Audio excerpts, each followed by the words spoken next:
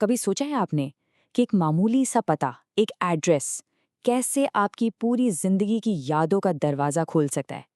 आज हम मार्गा मिन्को की ऐसी ही एक बहुत बहुत पावरफुल कहानी, दी एड्रेस को लाइन बाय लाइन डिकोड करने वाले हैं।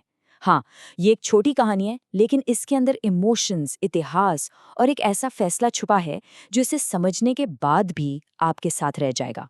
तो चलिए शुरू करते हैं। तो ये रहा आज का हमारा रोड मैप। सबसे पहले हम कहानी और उसकी राइटर को जानेंगे और उस टाइम पीरियड को समझेंगे जिसमें ये कहानी सेट है। फिर हम नरेटर के साथ चलेंगे एक बहुत ही टेंस फर्स्ट मीटिंग पर। उसके बाद हम फ्लैशबैक में जाकर एक वादे की सच्चाई को जानेंगे। फिर हम उस यादों से भरे कमरे को एक्सप्लोर करेंगे जो नरेटर को एक अचानक लिए गए फैसले तक ले जाता है।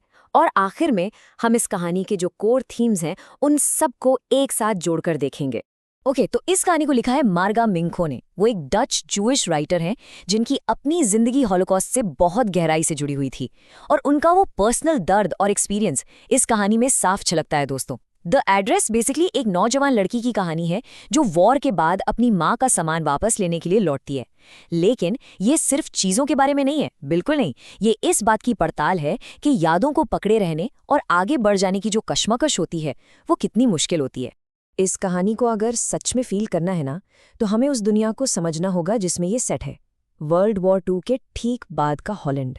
सोचिए, जंग के दौरान जूइश परिवारों को मजबूरन सब कुछ पीछे छोड़कर भागना पड़ा था। उन्होंने अपने घर, अपना कीमती सामान, सब अपने पड़ोसियों को इस उम्मीद पर सौंपा था कि वो एक दिन जरूर लौटेंगे। ये कहानी उसी वापसी के बारे में है और उस दिल दहला देने वाली रियलिटी के बारे में कि जब जंग तो खत्म हो जाती है पर उससे मिला नुकसान का जख्म हमेशा हमेशा के लिए रह जाता है। तो कहानी हमें सीधे उस पॉइंट पर ले जाती है जब नरेटर पहली बार मिसेस डॉलिंग के घर जाती है।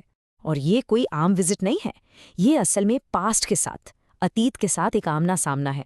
और पूरी कहानी का जो टोन है ना, वो दरवाजे पर हुए इन शुरुआती कुछ टेंस लम्हों के में ही सेट हो जाता है। कहानी की शुरुआत होती है एक सीधे लेकिन बहुत ही भारी सवाल से, डू यू स्टिल नो मी? बस इन 5 शब्दों में आप नरेटर की पूरी इमोशनल स्टेट को फील कर सकते हैं। उसमें एक होप है अपने अतीत के एक हिस्से से फिर से जुड़ने की, लेकिन साथ ही एक गहरा डर भी है कहीं उसका अतीत ही अब उसे पहचानने से इनकार न कर। और जवाब जवाब एकदम ठंडा और बेरहम मिलता है, no, I don't know you. यहाँ तक कि जब नरेटर खुद को मिसेस एस की बेटी बताती है, तभी मिसेस डॉलिंग की तरफ से पहचानने का कोई इशारा तक नहीं मिलता। ये दोस्तों एक जानबूझकर खड़ी की गई दीवार है और हमें तुरंत समझ आ जाता है कि ये किसी अच्छी सी खुशनुमा मुलाकात की कहानी नहीं है। ये अतीत को यानी पास्ट को बड़ी बेरहमी से और शायद अपने मतलब के लिए भुला देने की कहानी है। एक पल के लिए तो नरेटर को भी डाउट होता है कि कहीं वो गलत घर तो नहीं आ गई, लेकिन तभी उसकी नजर पड़ती है मिसेस डॉर्लिंग के पहने हुए हरे रंग के बुने हुए कार्डिगन पर। वो उसकी माँ का था। एक चीज, एक कार्डिगन, एक ऐसा सबूत बन जाता है जिसे झुटलाया नहीं जा सकता।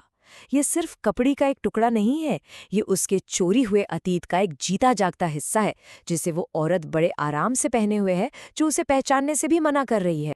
और फिर आती हैं मिसेस डॉलिंग की ये लाइन जो रोंगटे खड़े कर देती हैं, have you come back? I thought that no one had come back. इस एक लाइन में सब कुछ साफ हो जाता है।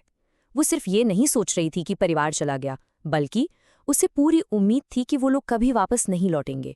ये एक खामोश कबूलनामा है कि वो उनके सामान को अब अपना मान चुकी थी, इस दुख भरी सोच पर कि उस सामान के असली मालिक शायद जंग में मारे जा चुके होंगे।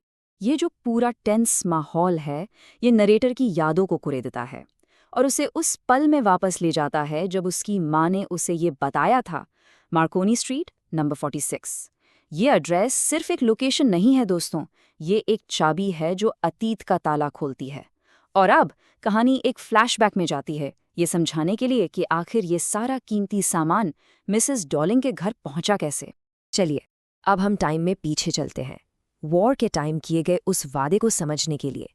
ये फ्लैशबैक बहुत बहुत ज़रूरी है क्योंकि ये दोनों माँओं के बीच के रिश्ते को और उस भरोसे की नींव को दिखाता है, या शायद गलत जगह रखे गए भरोसे को, जिस पर यह पूरी कहानी टिकी हुई है। तो फ्लैशबैक में नैरेटर की माँ बताती हैं कि मिसेस डॉलिंग उनकी सारी अच्छी चीज़ें बचाना चाहती थीं। माँ को डर था कि अगर उन्हें घर छोड़ना पड़ा तो वो सब कुछ खो देंगे, और उन्हें मिसेस डॉलिंग का ये ऑफर एक मेहरबानी जैसा लगा। उनके शब्दों में एक गहरा डर तो है, लेकिन साथ ही एक गहरा, शायद थोड़ा ज्यादा ही भूला विश्वास भी है। और बस इसी तरह एक-एक करके मिसेस डॉर्लिंग उनका घर खाली करने लगी। और ये कोई मामूली सामान नहीं था, ये परिवार की सबसे कीमती और यादों से जुड़ी चीजें थीं। टेबल की सारी चांदी, एंटीक प्लेट्स, बड़े-बड़े फूलदान और खूबसूरत क्रॉकरी। नैरेटर को याद है कि कैसे उसका घर धीरे-धीरे खाली होता गया, जैसे मिसेस डॉर्लिंग का हर चक्कर उनके परिवार की जिंदगी का एक छोटा सा हिस्सा मिटा देता। जब छोटी नरेटर ने इस अरेंजमेंट पर सवाल उठाया तो उसकी माँ ने उसे डांट दिया। माँ का मानना था कि किसी फॉर्मल अग्रीमेंट की बात करना भी मिसेस डॉर्लिंग की बेइज्जती होगी, जो उनकी मदद करने के लिए इतना बड़ा खतरा उठा रही है। ये पल माँ के विश्वास करने वाले नेचर को पूरी तरह दिखाता है। उन्हें सिर्फ मेहरबानी और खतरा नजर आ रहा था। वो उस मौका परस्ती को, उस अपॉर्चुनिज्म को देख ही नहीं पा रही थी जिसे शायद उनकी बेटी महसूस कर रही थी। पहली नाकाम कोशिश के बाद नरेटा हार मान सकती थी, पर कोई चीज उसे एक बार फिर कोशिश करने पर मजबूर करती है। इस दूसरी विजिट पर दरवाजा मिसेस डॉर्लिंग की बेटी खोलती है और इस बार उसे अंदर आने दिया जाता है। वो उस दहलीज को पार करती है जो उसके अपनी ही यादों से भरे कमरे की तरफ जाती है। अंदर कदम रखते ही वो सहम कर रुक जाती है। उसकी हालत इस एक लाइन में पूरी तरह से कैद है। I was in a room I knew and did not know. कमरे में रखी हर चीज उसकी थी, फर्नीचर, सामान, यादें, सब, लेकिन सब कुछ गलत जगह पर, गलत तरीके से रखा था। ऐसा लग रहा था जैसे उसका जाना पहचाना अतीत एक अजनबी, बेढंगे और बेगाने प्रेजेंट में ठूंस दिया गया। और यही उसके अंदर की कश्मकश का सेंटर है। चीज़ें वही थीं जिनमें अब भी उसकी कीमती यादें बसी हुई थीं, लेकिन इस अजीब से माहौल में बिना किसी अपनेपन या सलीके के रखी हुई उन चीज़ों ने अपना मतलब, अपनी वैल्यू खो दी थी। उनका जिस्म तो वहाँ था, लेकिन उनकी आत्मा, उसकी ज़िंदगी से उनका जो कनेक्शन था, वो गायब हो चुका था। उसकी नज़र कुछ खास चीज़ों पर पड़ती हैं, जो उसकी यादों के लिए एंकर का काम करती हैं। वो ऊनी टेबल क्लॉथ पर जले का निशान देखती है और फौरन उस पल में पहुंच जाती है जब ये निशान बना था। वो चांदी के छुरी कांटे देखती है और उसे वो दिन याद आ जाता है जब वो अपनी माँ के साथ बैठकर उन्हें पॉलिश कर रही थी। ये सिर्फ चीजें नहीं हैं दोस्तों, ये उस जिंदगी के दरवाजे हैं जो अब मौजूद नहीं। अपने अतीत के इन भूतों से घिरी हुई, खूबसूरत और दर्दनाक यादों के बोझ तले दबी हुई नरेटर अब कहानी के क्लाइमैक्स पर पहुंचती है। वो एक फैसला करती है, चीज़ों के बारे में नहीं, बल्कि अपने फ्यूचर और अपने पास्ट के साथ अपने रिश्ते के बारे में। लेकिन इससे पहले कि हम जानें वो क्या करती है, एक पल के लिए सोचिए, अगर आप उसकी जगह होते तो क्या करते? एक खोई हुई जिंदगी की इन दर्दनाक निशानियों के बीच क्या आप उन्हें वापस पाने के लिए लड़ते या आप वहां से बस चले जाते? उसका फैसला है भूल जाना। हाँ, वो उस एड्रेस को ही भूल जाने का फैसला कर लेती है। जैसा कि वो कहानी के इन आखिरी दिल दहला देने वाली लाइंस में कहती है, of all the things I had to forget, that would be the easiest. जरा इस बात के वजन के बारे में सोचिए। वॉर ने उसे ऑलरेडी इतना कुछ भूलने पर मजबूर कर दिया था, लोग, एक घर, जीने का एक पूरा तरीका। उन सब की तुलना में एक और चीज, एक गली का पता भूल जाना, उसे एक छोटा और सबसे आसान काम लगता है। तो उसने फैसला क्यों किया? क्योंकि उसे एहसास हो जाता है कि ये चीजें उस जिंदगी और उस घर से कटकर, जिससे वो जुड़ी थी, अपनी असली कीमत खो चुकी हैं। वो अब यादों का खजाना नहीं रही, वो अब बस एक अजनबी के घर में पड़ी हुई चीजें हैं, और उन्हें वापस पाने का मतलब होगा दर्द को वापस पाना, खुशी को नहीं। तो चलिए अब एक कदम पीछे हटते हैं और बड़ी पिक्चर को देखते हैं।